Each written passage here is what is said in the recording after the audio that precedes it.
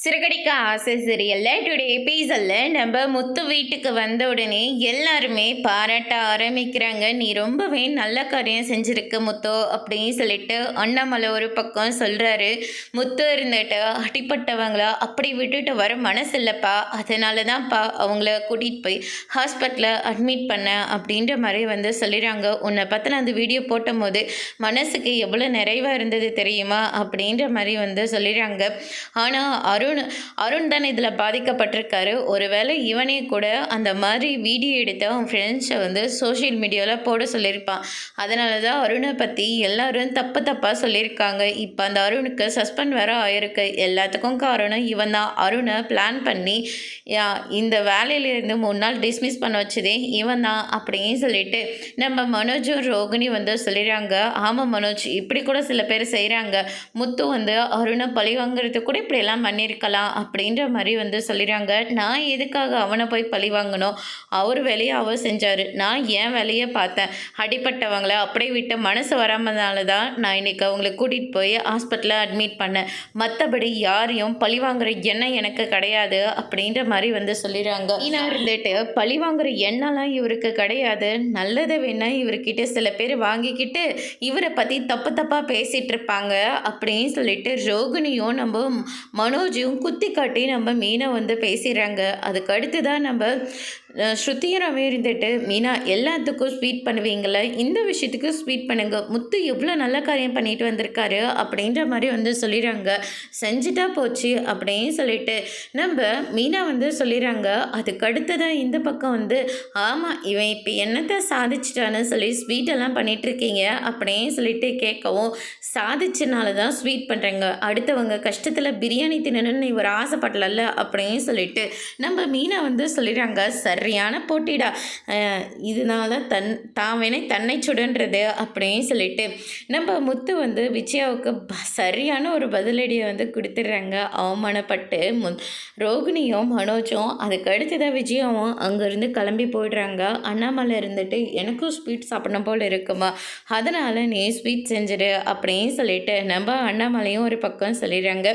அதுக்கு அடுத்து தான் பார்த்திங்கன்னா நம்ம மீனாக இருந்துட்டு நான் போய் ஸ்வீட் பண்ணுறேங்க, அதெல்லாம் ஒன்றும் இல்லை, உங்ககிட்ட கொஞ்சம் பேசினேன் உட்காரேன், நீ எதுவும் என்ன தப்பாக நினைக்கல, இதில் தப்பாக நினைக்க என்னங்க இருக்குது அப்படின்னு சொல்லிட்டு நம்ம மீனா கேட்கவும், இல்லை இவங்க எல்லாரும் சொல்கிற மாதிரி நான் அருணை பழி வாங்கிறதுக்காக தான் இது எல்லாத்தையும் நான் பண்ண நீ நினைக்கிறியா? நான் எப்படிங்க அப்படியெல்லாம் நினைப்பேன், உங்களை பற்றி எனக்கு தெரியாதாங்க. அருண் அவருடைய வேலையை செஞ்சார், நீங்கள் உங்களுடைய வேலையை பார்த்தீங்க, அவ்வளோதாங்க. இப்போ 2 பேருமே விட்டுட்டு போயிருந்தா அந்த அம்மாவோட நிலைமை என்ன ஆகிருக்கும்? அதனால் நீங்கள் கரெக்டாக தான் வேலை செஞ்சுருக்கீங்க, நான் என்றைக்குமே உங்களை பற்றி நான் தப்பாகவே நினைக்க மாட்டேன் அப்படின்னு சொல்லிட்டு மீனா சொல்லிடுறாங்க. இது போதும் மீனா, யார் என்னை பற்றி என்ன தப்பாக பேசினாலையும் நீ பேசாமல் இருக்கல, அதுவே எனக்கு போதும். இந்த ஜென்மத்தில் எனக்கு உன்னுடைய பாசம் ரொம்ப தேவை மீனா அப்படின்ற மாதிரி சொல்லிடுறாங்க.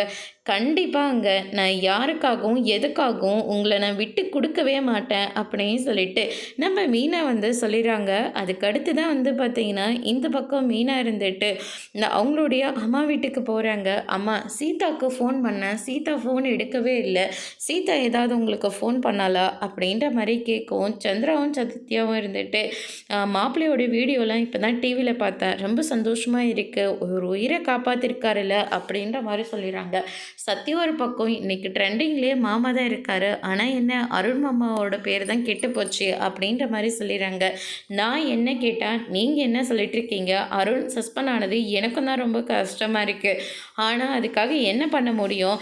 சீதாவை நீங்கள் ஃபோன் பண்ணிங்களா, சீதா இங்கே வரேன்னு சொன்னாலா அப்படின்னு சொல்லிட்டு கேட்கவும், அதுக்கடுத்து தான் நம்ம சத்யா இருந்துட்டு சீதா ஃபோன் பண்ணாக்கா அவள் முத்து மாமா மேலே தான் தப்ப சொல்கிறா, மாமா தான் பிளான் போட்டு இந்த மாதிரி அவர் பேரை கெட வச்சுதா அவள் சொல்லிகிட்ருக்கா அப்படின்ற மாதிரி சொல்லிடுறாங்க.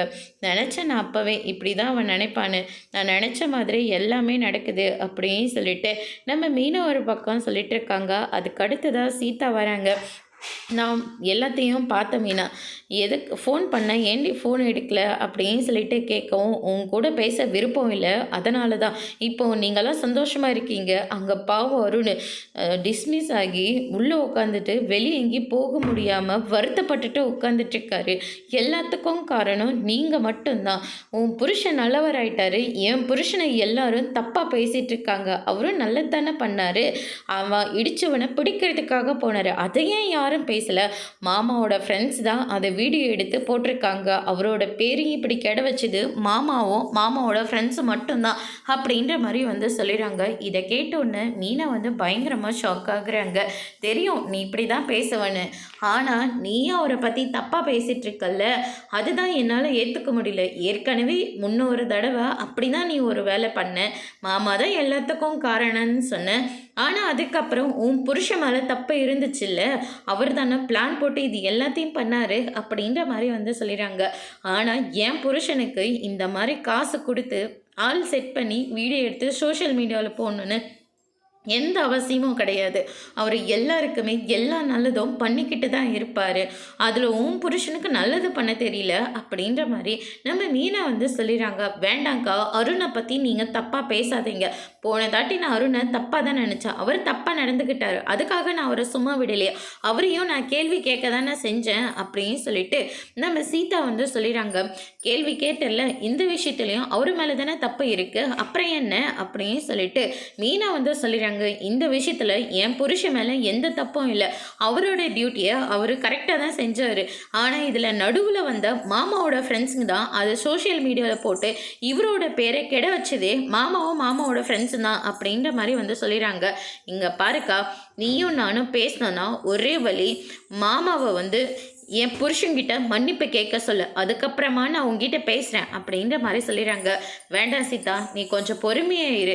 பொறுமையாக இருந்தால் உனக்கே எல்லா விஷயமும் புரியும். நீ தேவையில்லாமல் கோவப்படுறதுனால மட்டும்தான் உனக்கு இதில் நடக்கிற எதுவுமே புரிய மாட்டேங்குது. நீ கொஞ்சம் நல்லா உட்காந்து யோசி. இதில் யோசிக்கிறதுக்கெலாம் ஒன்றுமே இல்லை. உன் புருஷனால தான் என் புருஷனுக்கு டிஸ்மிஸ் ஆச்சு. உன் புருஷன் வந்து என் புருஷன்கிட்ட மன்னிப்பு கேட்கணும்.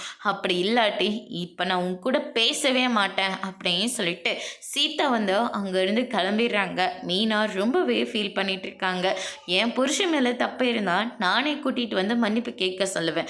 ஆனால் இதில் அவருடைய தப்பு எங்கே இருக்குது, நானாக சொல்ல மாட்டேன் அப்படின்னு சொல்லிட்டு மீனாவும் பிடிவாதமாக அங்கேருந்து வந்துடுறாங்க. இந்த பக்கம் வந்து பார்த்திங்கன்னா முத்துவை தேடி 2 பேர் வராங்க.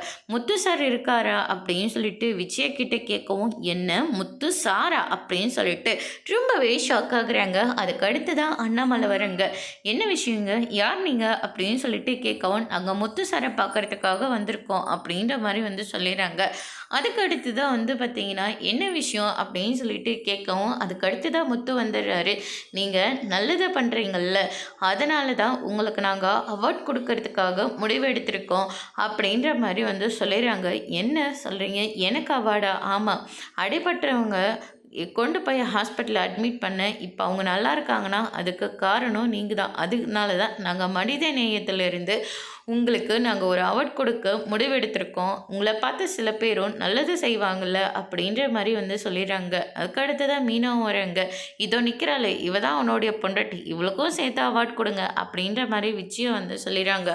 அதில் ஒன்றும் தப்பு இல்லையோ, ஒருத்தர் நல்லது செய்கிறாருன்னா அவரோட மனைவியாக தான் இருக்கணும், அதுக்கு காரணம் இல்லாட்டி பெற்றவங்களாக இருக்கணும் அப்படின்ற மாதிரி வந்து சொல்லிடுறாங்க. அதுக்கு அடுத்து தான் வந்து பார்த்திங்கன்னா முத்து இருந்துட்டு அவார்ட்டாலாம் எனக்கு வேண்டாங்க அப்படின்ற மாதிரி வந்து சொல்லி அவங்கள அங்கேருந்து அனுப்பி விட்டுடுறாங்க. அதுக்கு அடுத்து தான் வந்து பார்த்திங்கன்னா, ஏண்டா வந்த அவார்டை வேண்டான்னு சொல்கிற? வேண்டாம்ப்பா, என்னால் தான் சில பேர் அவார்ட் நல்லது செய்யணும்னா அதெல்லாம் வேண்டாம், அவன் செய்கிறான் நம்மளும் போய் செய்கிறான்னு அவங்களுக்கு ஒரு எண்ணம் வரும். அதனால் அவங்களுக்கே தெரியணும், நம்ம வாழ்கிற மாதிரி மற்றவங்களும் வாழணும்னு நினைக்கணும். அப்போ தான்ப்பா முழு மனசோட அவங்க நல்லது செய்வாங்க அப்படின்னு சொல்லிட்டு முத்து வந்து சொல்லிடுறாங்க. சீதா வந்து பண்ண எல்லா விஷயத்தையும் மீனா முத்துக்கிட்ட சொல்கிறாங்க. அத்தோடு இன்னைக்கான எபிசோட் முடிச்சிருக்காங்க.